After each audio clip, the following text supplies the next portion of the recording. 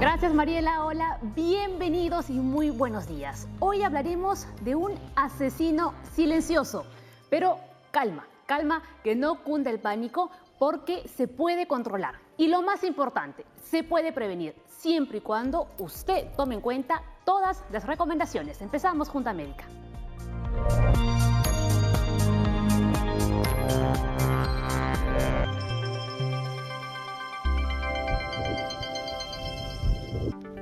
Hoy estamos acompañados no de uno, ni de dos, ni de tres, sino de 4 médicos. Todavía no les he dicho cuál es nuestro tema del día y tampoco se los voy a decir de momento. Vamos a presentar a los doctores. El doctor José Salazar, ya es parte del staff de la Junta Médica, médico cirujano. También está con nosotros el doctor Hugo Ribeiro, vienes desde Brasil. Bienvenido a Junta Médica. Pediatra especializado en gastroenterología y también en nutrición. Muy importante que usted esté aquí. Más adelante van a saber por qué. También está con nosotros en Junta Médica Pierre Neira, nefrólogo, y el cardiólogo Percy Berrospi. Y también más adelante va a estar con nosotras Sara Oseistein, psicoterapeuta del Centro de Psicoanalítica y Psiquiátrica, creo que sí, ¿no? Psicoanalítica, psiquiátrica de Lima. Psiquiatría de Lima. Sí, psiquiatría de Lima. Ahí se me ha ido un poquito la cabeza. Les voy a dar los datitos de siempre, pero ojo, de momento no les he dicho cuál es nuestro tema del día. Así que a ver si con estos datos que van a ver ustedes en este momento en su pantalla logran adivinar de qué vamos a hablar. Bien, vamos con el primero. Usualmente no presenta signos o síntomas. Por eso le dicen, ¿no?, el asesino silencioso. Y también, si no se controla, puede provocar un infarto o un accidente cardiovascular. Por eso la presencia importantísima de los especialistas aquí en Junta Médica. Ahora sí, no, falta uno más. Aumenta el riesgo de presentar insuficiencia renal. 3 datos importantísimos. ¿Sobre qué? Sobre la hipertensión. Vamos a ver el caso que tenemos preparado sobre este tema.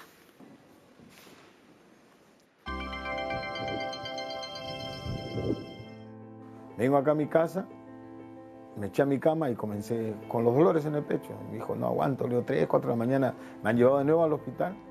Ahí ya me han evacuado con una ambulancia al Hospital Central. Soy Armando Silvino Portilla Carrillo, tengo 60 años, soy un paciente hipertenso. Cuando vine a jugar de Bolivia, la Copa Libertadores con el UTC de Cajamarca, estuve en la Plaza Grau y estaba parando esperando mi carro para irme a mi casa y me desvanecí.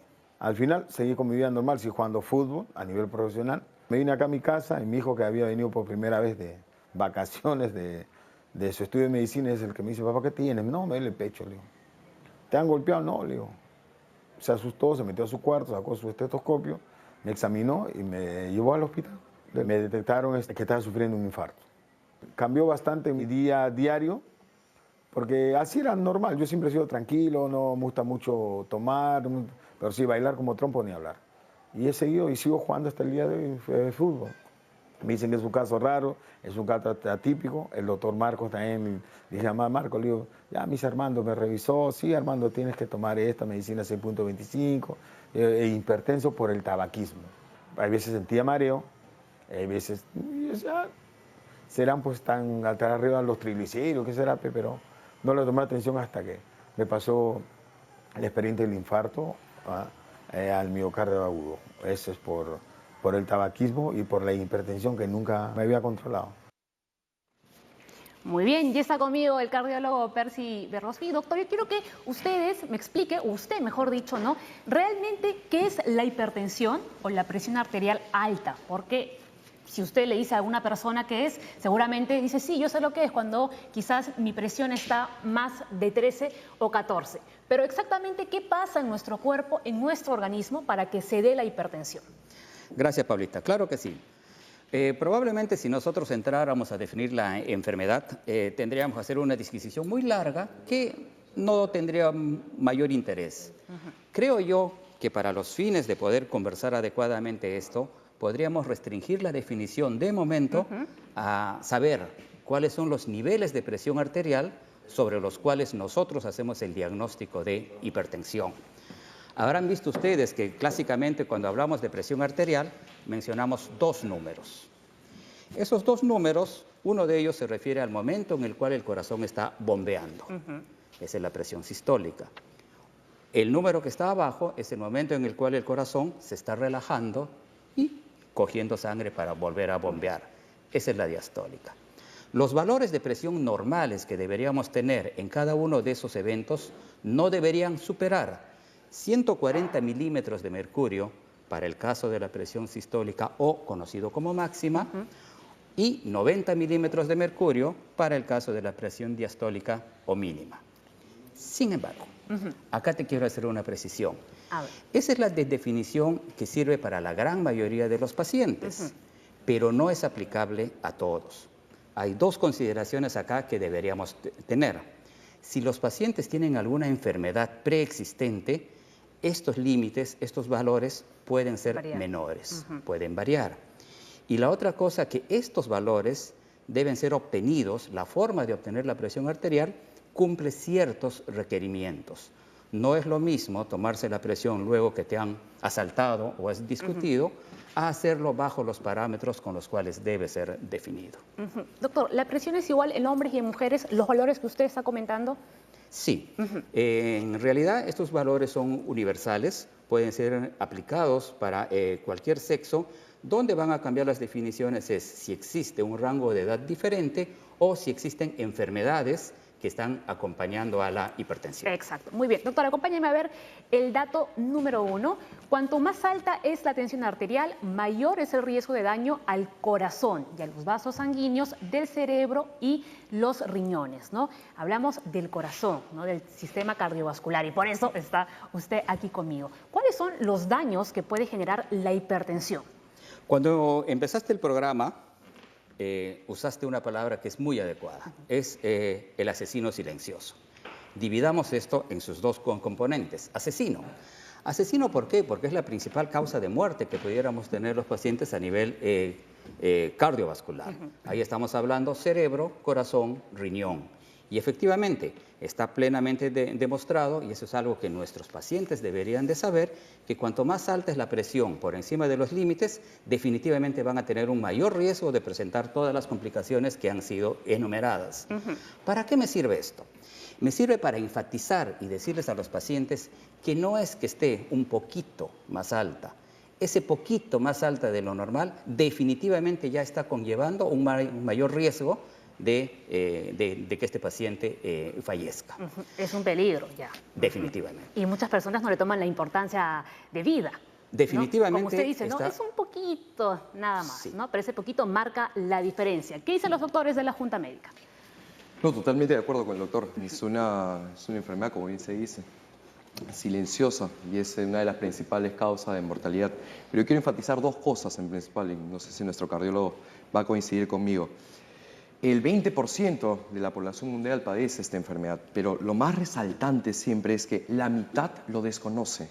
La mitad de los pacientes que padecen esta enfermedad piensan que tal vez el dolor de cabeza se debe a una migraña, que el mareo tal vez es por una anemia, cualquier otro síntoma. Y esto porque no visitan al médico, ¿no?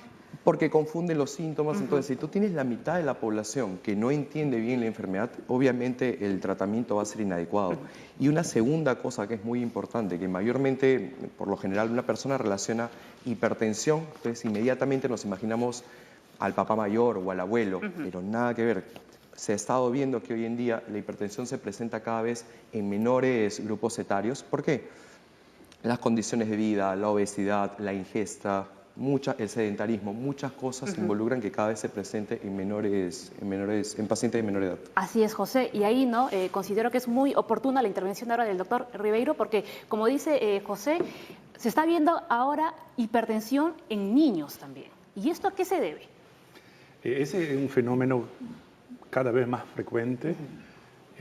Primero que cambia mucho el concepto que hipertensión está asociado con la edad mayor. Cada vez más en niños pequeños los valores son distintos, entonces no se necesita tener valores de 40 por 80. Un niño pequeño con 2 años de edad, por ejemplo, puede ser 110 por 60. 110. Sí, son más bajos. Va cambiando en la adolescencia, desde los 8 años, así está con los valores de los adultos, que es lo mismo que comentó el doctor. Pero la frecuencia en niños es mucho mayor que se imaginaba en el pasado y existe una asociación muy fuerte con todos los cambios de la sociedad, desde el punto de vista de actividad física, violencia, la gente no sale más, y los cambios de la alimentación. Entonces, la obesidad guarda una correlación muy estrecha con el fenómeno de la hipertensión arterial. Claro, ¿no? Y la obesidad se ha convertido ya en la epidemia del siglo XXI a nivel mundial. Sí. ¿No? A nuestro país también ya ha llegado estas cifras, ¿no?, alarmantes, ¿no?, de niños obesos. Doctor Pierre, ¿usted tiene algo que comentar? Sí, buenos días. Vamos a ver. Hoy por hoy, considerar que el paciente es hipertenso puro es un error. Porque el paciente hipertenso puro se da en un porcentaje muy bajo. Es diabético, es obeso, sedentario, fuma, come con sal y otras cosas que habéis hablado en otros días. Y todo ello lleva a que su riesgo cardiovascular, la causa de muerte, sea mucho mayor. Y yo como nefrólogo veo que solamente y exclusivamente los pacientes por la hipertensión arterial llegan a diálisis en torno a un 15 o un 20%. Y los que llegan a diálisis, porque como había dicho aquí el doctor cardiólogo, pues llegan a otras enfermedades más importantes del corazón también, como causa de muerte. Doctor, ¿estamos de acuerdo? Me gustaría que me permitas puntualizar dos cositas, dos comentarios. Uno, completamente de acuerdo con lo que han dicho los colegas. Quizás remarcar que uno de los elementos que contribuye a que hipertensión sea tan poco diagnosticada Porque es silencioso. que una de sus características es que es silenciosa. Efectivamente, muchas personas confunden el sentirse bien con que su presión esté bien. Y eso definitivamente no es cierto. Uno puede tener presión alta y en realidad no sentir ninguna molestia. He ahí el problema, ¿no, doctores? Porque no presenta muchos síntomas. Entonces, como usted dice, ¿no?, la persona que lo tiene, ¿cómo puede darse cuenta?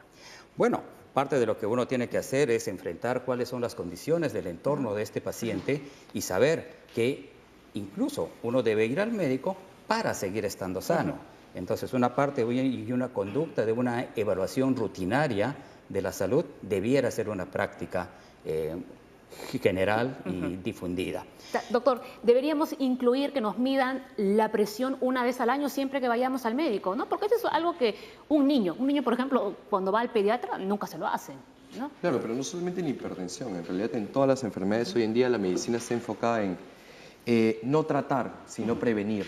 Entonces, si en verdad encontramos factores de riesgo familiares, consumo de tabaco, de alcohol, el sedentarismo, como dijo el doctor, obesidad, como dijo nuestro nutricionista, son factores que te llevan a que obviamente el paciente tenga que tener una visita más seguida al cardiólogo y no llegar a tener la enfermedad para recién tratarla.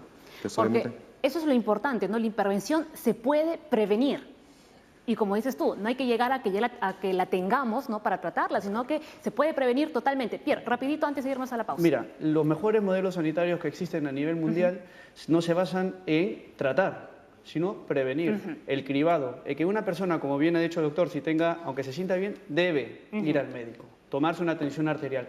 Y la pregunta que has hecho, el cuándo no existe. Siempre hay que hacerlo. Cuando vas al médico, tensión arterial. Y cuando tienes otros factores de riesgo, una vez al año, como mínimo. También, perfecto. Ya lo saben. A ver, doctores, un momentito se pone un poquito a la izquierda para poder leer el dato 2. En nuestro país, más del 18% de la población presenta hipertensión. ¿Qué les parecen estos datos? la cifra es adecuada, alrededor del 20% en realidad en la población mundial. La OMS lo ha declarado como una enfermedad de salud pública, pero en realidad está involucrando a toda la población, y más aún, que solamente el 50% no lo desconoce, Muy es mayor bien. importancia. Perfecto, doctores. ¿Les parece que hagamos una breve pausa y enseguida seguimos hablando de la hipertensión? No se muevan.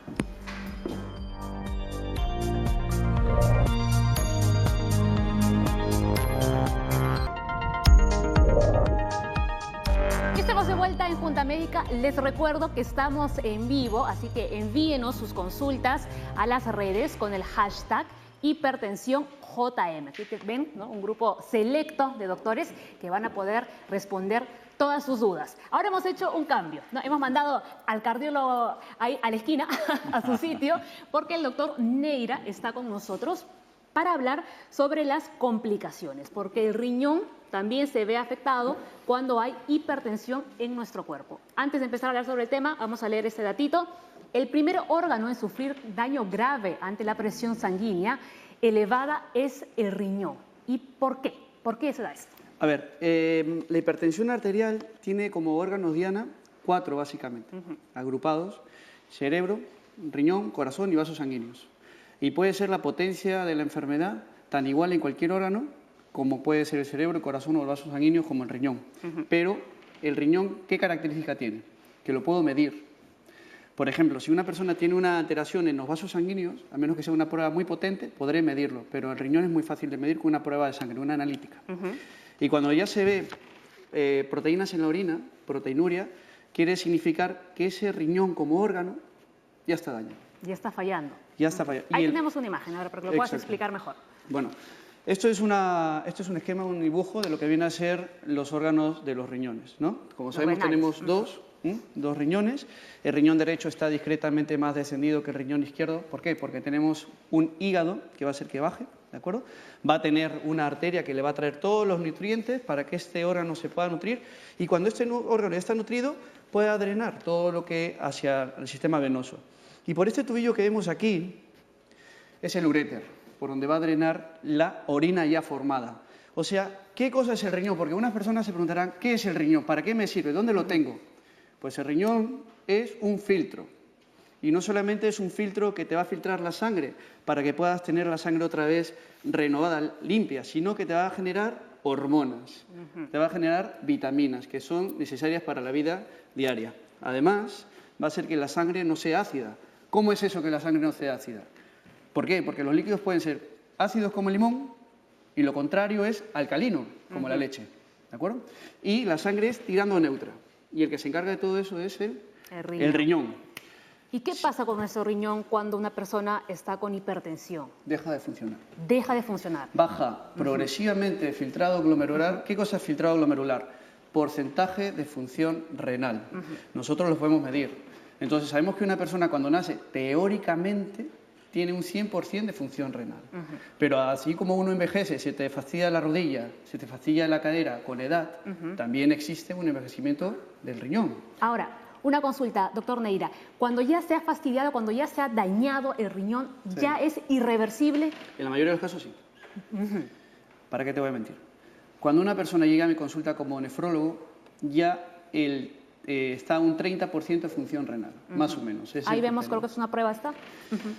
Esto es una denervación renal. Esto es cuando más adelante, cuando hablemos de los tratamientos, te lo puedo explicar otra vez, pero bueno, te lo adelanto un poco. No, mejor lo dejamos para después, ¿no? Para ir un poquito más ordenados. Entonces tú me comentabas, ¿no? Que cuando una persona ya tiene los riñones dañados, ahí ya es un problema irreversible. Sí, sí, porque no es tanto el filtro como que baje la tensión, suba la tensión y filtre menos, sino que el riñón se estropea y se seca, entre comillas, bajando el filtrado glomerular, el porcentaje de función renal, a unos niveles que no son compatibles con la vida. ¿Esto presenta síntomas? Presenta síntomas, como bien ha dicho el colega, cuando está muy avanzada la enfermedad. Por la proteinuria uno lo puede medir, pero ¿qué cosa es la proteína en orina? Es lo que uno elimina por el riñón porque está dañado. Y esta proteinuria, cuando es muy elevada, severa, 3,5 gramos al día, lo normal es 150 miligramos, o sea, 3.500 miligramos día, es que este riñón ya está pidiendo auxilio. Sí. Doctores, ¿a lo que comentar, a lo que está comentando el doctor Neira? Sí, efectivamente, hipertensión mata. Y mata haciendo daño a órganos no nobles de la economía. Sin embargo, nosotros, ¿qué cosa tenemos que ir viendo en forma práctica? En forma práctica lo que tenemos que saber es que la parte inicial de estos daños lo podemos detectar. Entonces, hay pruebas muy simples que se hacen en la orina, detectar que se ha empezado a perder un poco más de proteína. En el corazón, ver la respuesta del corazón a una ecocardiografía nos permite saber con mucha anticipación que el daño ya empezó. Si el daño ya empezó, eso nos da una motivación para ser particularmente estrictos en el control de la medicación. Lastimosamente, Nosotros somos tenemos el concepto que si no me ha hecho daño, no me voy a tratar. Bueno, la idea debe cambiar. La idea es que aunque yo tengo la capacidad de detectar el daño tempranamente, no debería llegar a esa fase. Pero si ya llegué y ya detecté el daño inicial, debo hacer mi máximo esfuerzo para que no progrese más. Y para eso, doctor, estamos aquí. Para eso está la Junta Médica, ¿no? Para inculcar esa conciencia preventiva, ¿no? En ustedes, en los que nos están viendo. Doctor Ribeiro, en el caso de los niños, ¿la forma del diagnóstico es igual que en adultos? ¿Varía? Sí, hay un poco de variación con la edad, porque incluso los equipos hay que ser proporcional al tamaño del niño. Si puede usar un equipamiento para un adulto, un niño que da un falso negativo, porque si es muy largo para un brazo muy chico, da una impresión que está baja. Eso pasa mucho. La gente, a veces en servicios no hay disponibilidad de toda la gama de tamaños distintos para hacer una medida adecuada y también el conocimiento de las medias. Y aquí lo que hablaste antes, con las consultas, con la rapidez que lo hace, a veces no hay tiempo para todos los procedimientos y a veces la propia familia, la mamá, no entiende la importancia que hay de tirar la presión de un niño. Entonces, si para nosotros prevenir es importante en adulto, está en los niños la gran llave de cambiarlo, el futuro, porque sabemos si un niño es hipertenso, la chance del adulto de este propio niño ser hipertenso es muy grande. Claro, la hipertensión va avanzando con el paso de los años, va empeorando. Empeorando. ¿No? Y De manera silenciosa, además. Si me permites un comentario Rapidito, adicional. a ver. Sí, rapidísimo. El diagnóstico de hipertensión es un diagnóstico incompleto. En el momento que tú haces el diagnóstico de hipertensión, tienes que ver qué severidad tiene y cuánto ha comprometido al cuerpo. Con eso tú puedes hacer el estadiaje y ver qué va a pasar a lo largo de los años. Perfecto, muy bien. José, discúlpame porque tenemos una pregunta de las redes sociales, así que de repente va para ti, así que atento. Carmen Castro, buen día. ¿La hipertensión se asocia con el colesterol alto? Es la duda de Carmen. Exacto, o sea, una de las causas es la obesidad. Obviamente el colesterol se va acumulando, se va adheriendo a las paredes que están a nivel de las arterias. Esto aumenta la resistencia y por ende vas a tener un daño a nivel de la presión arterial. Pero enfocándonos en lo que estaba hablando ahorita nuestro nefrólogo, obviamente la hipertensión trae consecuencias a nivel de órganos diana, como viene a ser el sistema nervioso, como viene a ser el corazón, hasta la misma retina por ciertos daños a nivel vascular. Los ojos también puede Exacto, haber complicaciones. la retina. Y el riñón tiene un doble papel, porque actúa como víctima, pero también como verdugo, porque es a partir de las complicaciones que lleva que uno puede llegar a una insuficiencia renal, y esto conlleva, como bien nos va a explicar nuestro nefrólogo, a lo que es un tratamiento de hemodiálisis, que eso conlleva que es un paciente que tiene que acudir 3 veces por semana, estar conectado a una máquina alrededor de 3 a 4 horas, y esto perjudica su vida. Y a no ser que haya un trasplante renal, no hay otra solución. Y además, hay que tener de por vida, ¿no es cierto, doctor Neira? Es verdad. Hoy por hoy la diálisis es un tratamiento que no es curativo, es un tratamiento que le da una chance a una persona que ha terminado un recorrido de vida renal para que pueda mantener su recorrida de vida, pero ya con un tratamiento dialítico, con una máquina, que como bien ha dicho el colega, en la gran mayoría de los casos, 3 veces a la semana y 4 horas. ¿No? Y lo que decía usted, ¿no? Hasta esperar un trasplante de riñón puede pasar años, de años, y peor aquí en nuestro país. Nuestro sistema de salud, olvídate. No, y además que la tasa de donación de órganos es mínima, es muy, muy baja, lamentablemente. Doctor Ribeiro. Sí, es importante la pregunta que ha hecho, porque conocemos una situación clínica que se llama síndrome metabólico, que es la combinación, que siempre andan juntos, de obesidad, alteración de colesterol, hipertensión arterial y resistencia a glucosa e insulina. Entonces, estos 4 más importantes fenómenos están siempre muy juntos y tienen etiologías o causas semejantes. Entonces, es muy importante que la gente que detecta, por ejemplo, por un examen de sangre, que hay hipercolesterol elevado, hay que buscar las otras cosas que están asociadas. Si el peso está ganando demasiado, si hay hipertensión arterial y si hay en la prueba de glucosa, si hay resistencia. Entonces, son fenómenos que caminan juntos y que tienen como astro central la obesidad. Claro, no todo está relacionado. Sí, íntimamente. Muy bien, doctores, ¿les parece si vemos la segunda parte del testimonio? Me parece. Vamos a ver, vamos a ver. Las personas hipertensas tienen que caminar, hacer deporte. Si no pueden sostener el paso trotando, dejar el vicio del cigarro que te mata. La salud nos controlan los médicos, pero las decisiones las controlamos nosotros. Y nuestra mente es más poderosa que el cigarro. Les recomiendo a todos. Lo que queremos nosotros vivir es más fuerte de lo que consumimos. Mi dieta es que no hay que consumir café, no hay que consumir mucha sal, mucho azúcar ni mucha grasa. Mayormente es una buena comida, es las verduras, el pollo sin pellejo, carne roja de vez en cuando y tratar de consumir casi lo que nos mantiene vivo, agua. Podemos comer lo que queramos, pero de repente una vez al mes. Parece que Dios me ha dado la oportunidad de seguir viviendo y estoy viendo a mis nietos y estoy haciendo lo que más me gusta, jugar el fútbol. Mi pasión. Bien, doctores, luego vamos a ver el tema de los tratamientos, pero para ir adelantando un poquito, ¿no? Siguiendo lo que nos estaba contando el paciente de hipertensión, es que hay que tener muy en cuenta el tema de los ejercicios y la buena alimentación. Sí, correcto. Todos se quedaron callados. No, está totalmente visto que, por ejemplo, lo primero que hay que hacer con un paciente hipertenso, antes de enfocarnos en el tema farmacológico, porque en verdad hay diferentes maneras de enfocarlo, en el tema renal, hay diuréticos, diferentes, lo que viene a ser las pastillas, mejor dicho, está visto que lo primero que va a ocasionar un cambio favorable en el paciente es el cambio en el estilo de vida, en lo que es la conducta higiénico-dietética. El hacer media hora, 20 minutos de ejercicio, el disminuir lo que es la ingesta de sal, el alcohol, el tabaco, son condiciones que van a llevar al paciente que corrija un estado de hipertensión sin llegar hasta el tratamiento farmacológico, que es obviamente una de las medidas que hay que tomar, pero evaluando cada paciente en sí, individualizar. Perfecto. Y como les digo, ¿no? Más adelante no se me adelanten con el tema porque luego volvemos con los tratamientos. Pierre, algo ya que finalizar, ¿no? Desde tu especialidad. Vamos a ver.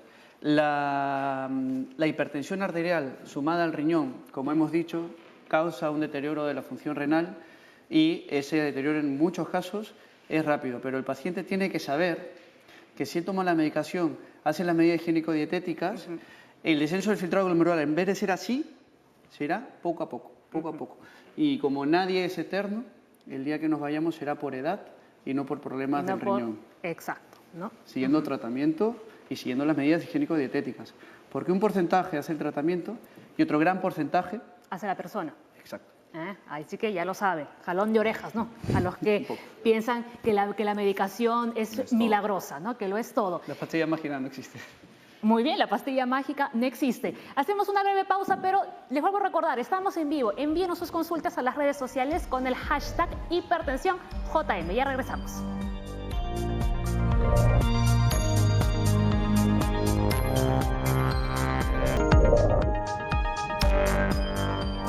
Bien, ya estamos de regreso en Junta Médica y aumentan los doctores aquí en el programa. Ahora es turno de presentar, ya lo había anunciado al inicio, ¿no? A la psicóloga Sara Oxenstein. Ahora sí lo he dicho bien. Lo has dicho muy bien, Paola. Es complicado el suyo, ¿eh? Ella viene del Centro de Psicoterapia y Psicoanalítica de Lima. Vamos a ver este datito porque hay mucha relación, el hecho de que usted está aquí, con la hipertensión. La hipertensión no se cura, pero se puede controlar, ¿no? La hipertensión tiene mucho que ver con el estrés también y con un componente emocional. Definitivamente, Paola, el componente emocional es vital en el estrés y en la hipertensión arterial. Recibo en mi consulta pacientes que vienen derivados de los cardiólogos ya con el diagnóstico hecho. Sin embargo, la mayoría de los casos viene con este diagnóstico silencioso que tú comentabas y del que yo tengo que darme cuenta que está presente. El inconsciente es uno de los rangos que en consultorio de psicoterapia psicoanalítica tenemos que tener muy presente. ¿Qué quiere decir esto? Quiere decir que los pacientes vienen con traumas acumulados, con eventos traumáticos desde la infancia y que los viven en el presente como si fueran ayer, porque el tiempo es atemporal en el inconsciente. De tal manera que el mundo actual, con la prisa, con el estrés que estamos viviendo, no permite que las personas reflexionen y tomen en cuenta que hay que detenerse a cuidar su organismo. Organismo, mente y cuerpo a la vez. No puede ir por separado. Todo junto, es un conjunto, así es. Sí. Seguimos. Esto no solamente es en los adultos, sino en los niñitos. Como te comentaba antes de comenzar el programa, tenemos, por ejemplo, el primer día de clases en un niñito pequeño. Es un generador de estrés tremendo, no solo para el niño, sino para la madre también. De tal modo que cómo se repotencializa esa madre con ese niño y el estrés crea presión arterial elevada en ambos. Entonces, esto invoca a toda la familia por completo. Doctores, ¿cuáles son los peligros de que el estrés eleve mucho la presión arterial? Vamos a ver. La tensión alta, la hipertensión arterial, va a poder derivar a un descontrol de la tensión como una crisis hipertensiva. Suele verse en las urgencias de los hospitales, personas que tengan la tensión arterial por encima de 200 la sistólica, o sea, la alta, 120 la diastólica, o sea, la baja. Y esa elevación de la tensión arterial, ya sea de una etiología emocional u orgánica, sigue siendo hipertensión arterial o crisis hipertensiva que te puede llevar a una disfunción orgánica, tanto cerebral, cardíaca, renal, de forma aguda, es decir, en ese momento. Y muchas veces se ve en las urgencias, después de ponerle tratamiento farmacológico o pastillas, que es desencadenado por una crisis de ansiedad, por ejemplo. Y el tratamiento simplemente no está tan enfocado, porque hay que bajarla de igual, al tratamiento farmacológico antihipertensivo, sino también al tratamiento del estrés emocional. Correcto. Vamos bien ahí. Correcto. Si a esto le agregamos los problemas cotidianos de todo ser humano, algunos mucho más, algunos mucho menos, creo que la cosa se pone mucho más grave. En el Centro de Psicoterapia y Psicoanalítica de Lima, ¿cómo trabajan ustedes con los pacientes hipertensos? Tenemos tratamientos terapéuticos, que es aquello que va a ayudar que el paciente recuerde, porque recordar es poder olvidar. Mientras uno no recuerde aquello que sucedió o el conflicto que mantiene anudado cualquier síntoma psicosomático, comenzando por la hipertensión, pero la lista es muy larga, no vamos a poder ayudarlos a resolver. Claro, ¿no? Pero ¿qué hacen ustedes, ¿no?, para mantener a raya esos niveles de estrés que pueden disparar la tensión? Mira, cuando tú me preguntas esto, yo me sonrío, porque aquí me gustaría preguntarle a los doctores, por ejemplo, ¿qué pasa con el síndrome de la bata blanca? O sea, personas que, el lugar ofrece ya un estímulo ansiógeno. Entonces, la persona que va a terapia va un poco estresado, va con palpitaciones, una crisis de angustia, se confunde mucho con un caso de hipertensión arterial. Entonces tenemos el síndrome de la bata blanca o tenemos la hipertensión amorosa, ¿no? ¿En qué consiste de la primera cita, por ejemplo, ¿no? Muy bien, muy bien. Teníamos una pregunta en las redes sociales, ¿no? El doctor, el cardiólogo, quería que la pongamos a ver si nos pueden ayudar en la pantalla grande, ¿no? Y de momento aprovecho en decirles que estamos en vivo y que, por favor, síganos enviando sus consultas a las redes sociales. Tenemos cuenta en Twitter, tenemos cuenta en Facebook con el hashtag hipertensiónJM. Bien, ahí estaba la pregunta de JJ Castañeda. ¿Es importante realizar un mapeo para definir si una persona es hipertenso o no? Gracias, Juanita. Sin embargo, te pido 15 segunditos para poder complementar lo que dijo mi colega Pierre. Muy bien. Él manifestó la importancia del estrés para descompensar la hipertensión. Sin embargo, así la presión esté compensada, el estrés sigue haciendo el mismo daño y colabora en aumentar muerte. Yéndonos a la pregunta sobre mapeo. El mapa es un dispositivo que usamos los médicos colocado en el brazo del paciente que me permite medir la presión durante 24 horas. Se usa para hacer un diagnóstico con algunas características adicionales que son de utilidad, ver cómo es la presión en el día, en la noche y cómo cambia. Y es una de las formas de llegar al diagnóstico. Sin embargo, quiero puntualizar otra ventaja muy importante que tiene el mapa. Los pacientes que van al consultorio pueden ser pacientes que en el momento que ven a su médico se relajan, se sienten bien y la presión baja. O al contrario, lo que ha dicho la doctora, de la bata blanca, ¿no? Pacientes que están completamente normales, llegan a la presencia del médico, ven el mandil blanco y la presión sube. Entonces, en realidad, el cuadro no es hipertenso y no hipertenso. Son 4 categorías. El mapa me ayuda a distinguir estas 4 categorías. Aquel que es hipertenso en el consultorio, pero que el mapa sale normal, ese es el fenómeno, ese es hipertensión de bata blanca. Muy bien. Pero también hay otro más importante, aquel que en el consultorio es normal y que yo lo identifico recién en el mapa. Esa es la hipertensión enmascarada que recién se está diagnosticando y que tiene impacto en lo que es muerte. Así es, muy bien. ¿Todos estamos de acuerdo? ¿También Estamos usted? de acuerdo. Y invito que las personas que deseen vengan al Centro de Psicoterapia Psicoanalítica de Lima. Ahí los podemos atender y poder ayudarlos con todo el lado psicológico y psicosomático también. Perfecto. Ahora sí, ustedes ya sabrán en qué consiste la prueba de esfuerzo, ¿no? Que también está muy relacionado con la hipertensión. Ustedes lo saben porque son médicos, pero quizás las personas que están en casa no lo saben y esto lo pueden hacer en el CEDI. Vean lo que nos ha preparado Aura. Hola, estudio. Esta ruta de la salud nos ha traído a el CEDI, el Centro de Atención Integral para Diabéticos e Hipertensos de Salud. El día de hoy vamos a ver cómo se realiza una prueba de hipertensión para prevenir los paros cardíacos. Vamos a verlo. Hola, buenas tardes. Buenas ¿Qué tardes, tal? ¿cómo estás? Estamos aquí con el doctor Daniel. Doctor, mucho ¿Cómo gusto. está? ¿Qué tal? Qué gusto. Cuéntenos, ¿en qué consiste esta prueba? ¿Qué es lo que estamos viendo? Bueno, lo que estamos viendo es una prueba de esfuerzo. Es un método sencillo en el cual sometemos a un paciente a la actividad física monitorizándolo mediante un electrocardiograma. Antes de que un paciente venga a ejecutar esta prueba, ¿debe tener algunos requisitos en cuenta? No requisitos, sino indicaciones. Y las indicaciones, en este caso, en el Centro de Hipertensión y Diabetes, es justamente la diabetes y la hipertensión. En este caso es un paciente hipertenso, el cual se le está sometiendo a este estudio para determinar si es que tiene la probabilidad o la alta probabilidad de sufrir un infarto en el corazón. Bien. Creo que el público siempre se ha preguntado cuál es la diferencia entre el CEDI y el INCOR.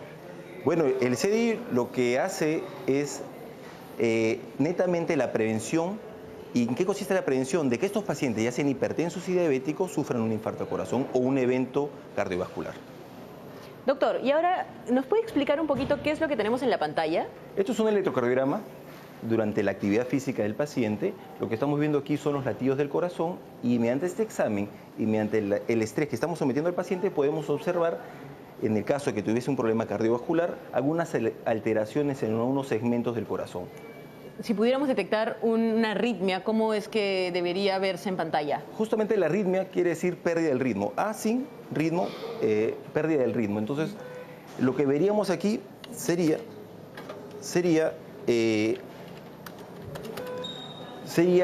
como unos sobresaltos en los latidos.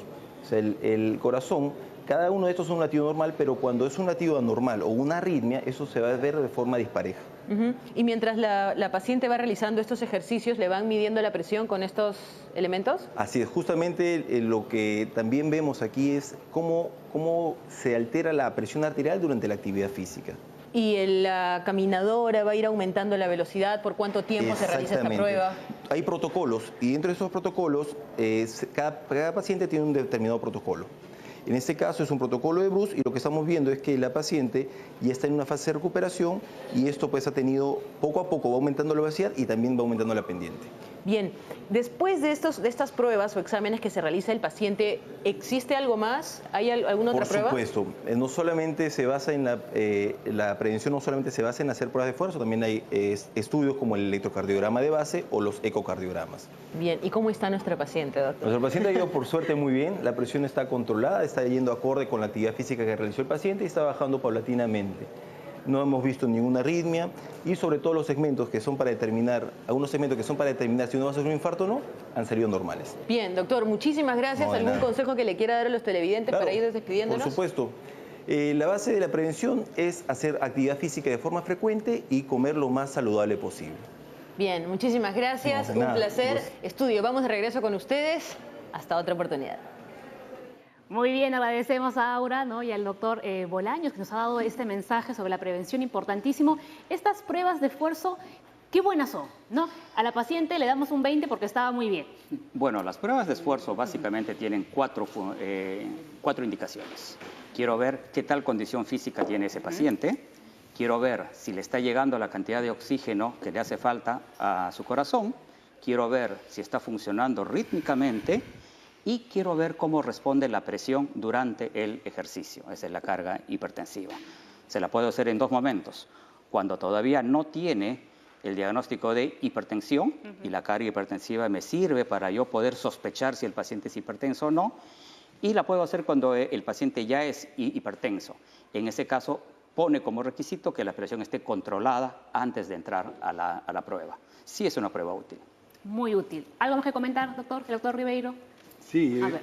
nosotros usamos también en la población de niños para también con la misma función de detección y de una forma más precoz. No tan frecuente como es con los adultos, pero principalmente en los adolescentes se hace muy frecuente para la misma propuesta de evaluación. Además de esta prueba de esfuerzo, ¿qué otras cosas podemos utilizar para prevenir la hipertensión? O sea, hay que tener muy en claro también lo que vienen a ser los factores de riesgo cardiovascular. Hay diferentes escalas en que se puede medir. Tenemos Framingham, tenemos el Euroscore. Entonces, a lo que se enfoca es paciente que tengan, o sea, los estudios, laboratorio de imágenes, siempre son complementarios. Siempre en un diagnóstico siempre va a mandar la anamnesis, la clínica. Entonces, ver en un paciente que según determinada edad, según antecedentes genéticos, según consumo de alcohol, consumo de tabaco, uno ya puede enfocarse según la prueba que quieres indicar para llegar al diagnóstico adecuado y por ende un tratamiento más certero. Muy bien, perfecto.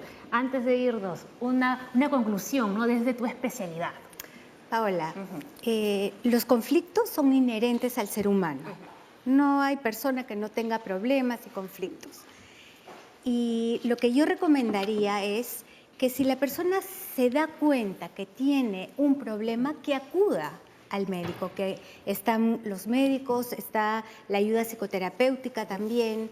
La persona que no puede controlar sus impulsos, por ejemplo, la agresividad, es un tema principal dentro del consultorio, por ejemplo, para ayudar con la hipertensión. Las personas que tienen culpa, las personas que manejan mal situaciones familiares, disfuncionales, divorcios, donde los hijos son las principales víctimas, por ejemplo, y así un sinfín de situaciones cotidianas. No estamos hablando ni siquiera de los grandes dramas de la vida, estamos hablando de lo cotidiano. Muy bien, vamos a agradecer a Sara, ¿no?, que ha estado con nosotros del CPPL. Ahora sí lo he dicho bien. Antes de irnos a la pausa, Aura había estado en el CEDI. Les voy a contar un poquito más cuáles son los servicios que pueden encontrar allí. Bueno, es el Centro Integral en Diabetes e Hipertensión de Salud. Bien, está especializado, ¿no?, en apoyo a asegurados con patologías cardiometabólicas y también se enfoca en la prevención y diagnóstico precoz de las complicaciones de la prevención y la diabetes, ¿no? A ver, tenemos un número de teléfono al que las personas pueden llamar. También brinda intervención farmacológica, control de factores de riesgo, consejos nutricionales y cambios en estilo de vida. Completito. El CEDI. Pueden llamar al 265-6000, 265-6000. Más rápido. Bien, hacemos una nueva pausa en Junta Médica ya con lo último del programa, lo más importante, tratamientos y la prevención. Ya regresamos.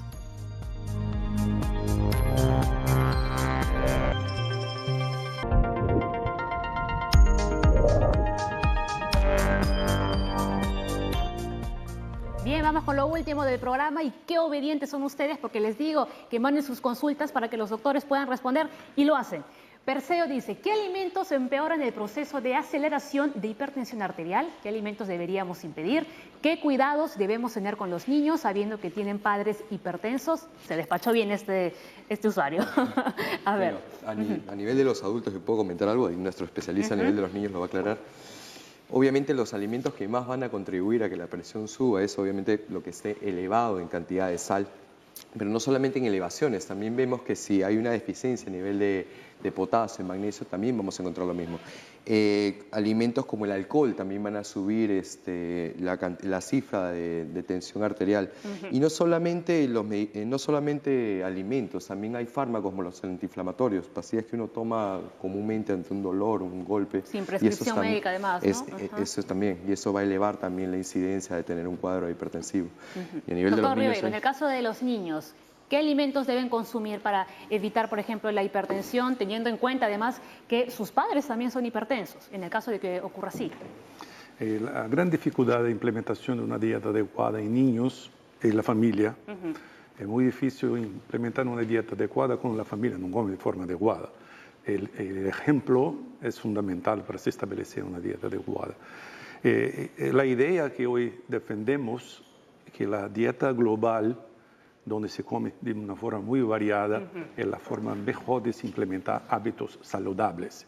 No necesariamente discutiendo que este o este alimento es malo, pero se puede tener una dieta buena, compuesta de alimentos diversos. No hay, en verdad, excepto en situación como estamos hablando, que conocemos componentes alimentarios deleterios, como son la sal, todo lo que ha hablado, de una forma general, no hay alimentos malos, hay una dieta mala, donde si las proporciones de los alimentos no están postados de forma adecuada. Alimentos mal combinados. Mal combinados, en proporciones exageradas, demasiada cantidad de azúcar, pero no es que no se puede comer azúcar, no se puede comer postres, no es el problema, pero no se puede comer de forma demasiada.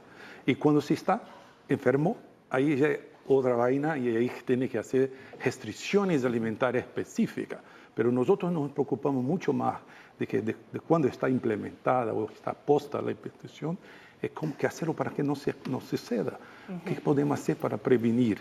Y es en esta edad que nosotros manejamos que está todo el proceso de donde se originan los problemas nutricionales después en la edad adulta. Entonces hay que implementar hábitos saludables de una dieta diversificada, atendiendo obviamente los aspectos culturales. No se pueden poner dietas acá en Perú distintas de Brasil, pero respetando los aspectos culturales hay que comer de una forma más diversificada, porque así son los humanos. Los humanos comen de todo. Exacto, y como decía una doctora, me dijo una vez, no solo desde que somos niños, desde que estamos en la barriga. Sí, exactamente. Los Así hábitos alimentarios se introducen desde los líquidos amnióticos, los sabores. Los niños perciben, son mamás que comen de una manera muy restricta. No come eso, no le gusta, no le gusta, no le gusta eso. Los niños tienen un aprendizaje muy estrecho. Claro, ¿no? Y a veces los padres cometen los errores. No le gusta comer esto, no importa, le damos papitas fritas para que no, para que no llore, para que no se ponga un poquito pesado. Doctor, usted ha venido aquí a Lima por un motivo. Sí. A bailar samba, ¿no? No, seguro que no. Usted ha venido a Lima porque tiene un taller. Cuéntenos un poquito acerca de ese taller que va a brindar aquí en nuestro país. Hay una preocupación en todo el mundo de conocimiento de nutrición entre los médicos. Hay de una forma general en todo el mundo, Estados Unidos, Inglaterra, Francia, Brasil, Perú, una escasez muy grande de conocimiento de nutrición entre los profesionales de salud y entre los médicos de una forma general. Entonces hay un esfuerzo nuestro, conjunto de acá con otros colegas de la universidad, de difundir más conocimiento de nutrición para profesionales de salud, para que eso se pueda pasar a los pacientes, a las madres, a la mamá, para que esa cosa que hoy es muy informal, que todo lo creer que sabe mucho de nutrición, ¿no? Hay dietas para todo, milagrosas, de moda, de paso. Sí, hay que tener mucho cuidado con el tema también. Hay mucha también, ciencia atrás de la nutrición y aprendemos con las culturas, ¿no? Muy bien. Doctor Ribeiro, muchísimas gracias por toda la explicación. Además, muchas gracias por haber estado en el programa. Nos queda poquito tiempo, doctores, así que rapidito, hablando del tratamiento farmacológico y conclusiones finales, porque nos vamos a los mitos luego. Dos cosas súper claras para llegarlas bien enfocadas a la Chiquitito. Chiquitito. Uno, la hipertensión no es una enfermedad que vamos a curar. Es una enfermedad que vamos a tratar, que vamos a llegar, como bien explicó nuestro nefrólogo, que no llegue a más, como la diabetes, por ejemplo, que la tenemos controlada, no se cura. Y dos, que obviamente la persona dice, bueno, tengo mi captopril, mi enalapril, mis diferentes fármacos, pero no se dan cuenta que simplemente cambiando lo que es, haciendo un poco de ejercicio, cambiando la dieta, como dijo nuestro nutricionista, bajando lo que es la cantidad de grasas, de sal, podemos llegar a resultados sin necesidad de irnos hasta el lado farmacológico. Muy bien. Un comentario respecto al tratamiento farmacológico. pero 30 segundos te doy, porque nos vamos, rápido. Vamos a ver, no existe el tratamiento ideal para la hipertensión arterial. No hay ninguna guía que llegue en un consenso a nivel mundial para decir, esta es la pastilla para todos los hipertensos. Eso es falso, ¿de acuerdo? Hay que individualizar el paciente y dependiendo de qué paciente se tenga por delante, se va a poner un tratamiento que sea dirigido a ese paciente en la mejor de los casos.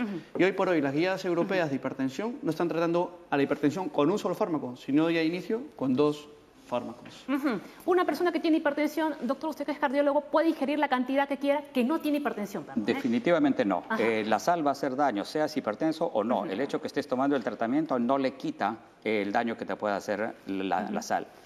10 segundos. En cuanto al tratamiento, si ya has decidido tomar un tratamiento farmacológico, lo más importante es adherencia. O sea, toma tu medicina todos los días tal como te lo han indicado. Así es.